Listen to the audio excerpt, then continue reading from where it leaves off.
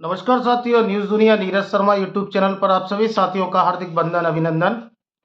साथियों, सहारा इंडिया के प्रबंधन की मुश्किलें लगातार बढ़ रही। आज देश की एजेंसियां चढ़-बढ़ के सहारा इंडिया से जुड़े डायरेक्टरों पर सख्त से सख्त कार्रवाई कर रही हैं और अब सहारा इंडिया के डायरेक्टरों का बचना मुश्किल है। चाहे वो स्वप्ना राय हो, चाहे वो ओपी श्रीवास्तव हो, चाहे वो डीके श्रीवास्तव हो, चाहे वो सीमांतो सुशांतो राय या फिर जेबी रॉय हो। आज सहारा इंडिया के खिलाफ में ईडी ने एक बड़ी सबूतों के साथ में गठरी तैयार की है और जिसको वो चार्जशीट के रूप में कोर्ट में पेश कर चुकी है।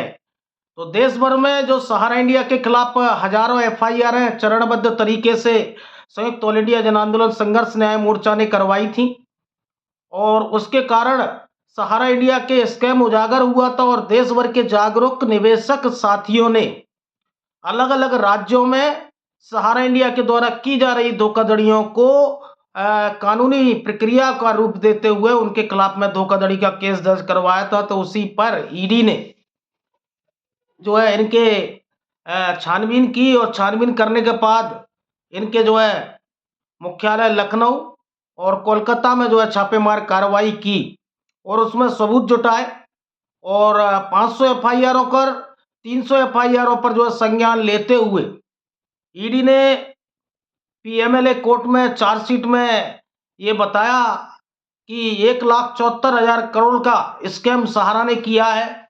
निवेशकों को बड़े ब्याज का लालच देकर एक स्कीम से दूसरे स्कीमों में कागजों को परिवर्तित किया है। एजेंटों को कमीशन का प्रलोभन देकर ये जमा करवाया गया है, लेकिन एजेंटों को भी कमीशन नहीं दिया गया। तो जो ईडी ने जो सबूत कोर्ट में रखे थे उन सबूतों को सही ठहराया गया है और वैध ठहराया गया है। ये मैं नहीं कह रहा और जो ईडी सहारा इंडिया के खिलाफ कार्रवाई कर रही थी उस पर लखनऊ हाईकोर्ट ने थप्पा लगाया है।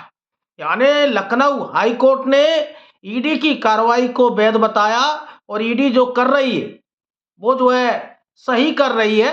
और इस तरह सहारा ईडी की कार्रवाई के खिलाफ सहारा इंडिया लखनऊ के हाईकोर्ट में गई थी और सहारा इंडिया को तो मामले उलझाना आता है, चाहे वो फाइनेंशियल का हो, चाहे वो आरबीआई का हो, चाहे वो सहारा लाइफ इंश्योरेंस का हो, चाहे वो क्रेडिट कोऑपरेटिव सोसाइटियों का हो। तो ईडी के कार्रवाई को लखनऊ हाई कोर्ट ने सही ठहराया है और वैध करार दिया है, क्योंकि निवेशकों के साथ जो स्कैम हुआ है, निवेशकों के साथ जो धोखाधड़ी हुई है, उनको उनके खून पसीने की कमाई का पैसा नहीं दिया जा रहा, तो उसको ईडी की कार्रवाई को लखनऊ हाईकोर्ट ने वैध बताया। देखना यह है कि सहारा हर बार कुछ ना कुछ नया अपने एडवोकेटों के माध्यम से बात रखती नजर आई है।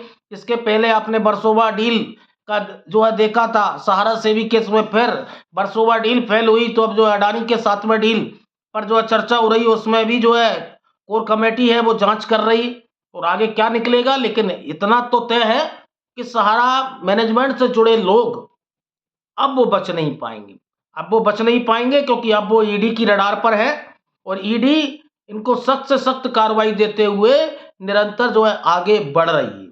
तो साथियों, ईडी की कार्रवाई में लखनऊ हाई कोर्ट ने मोहर लगाई है और सही बताया और इस पर पूरे तथ्यों के साथ में जांच होनी चाहिए, ये लखनऊ हाई कोर्ट ने कहा है। तो सहारा इंडिया को एक बड़ा झटका, अभी सहारा शहर हाथ से निकल गया, लखनऊ नगर निगम ने कब्जा कर लिया और लखनऊ से सहारा इंडिया के लिए एक और बुरी खबर।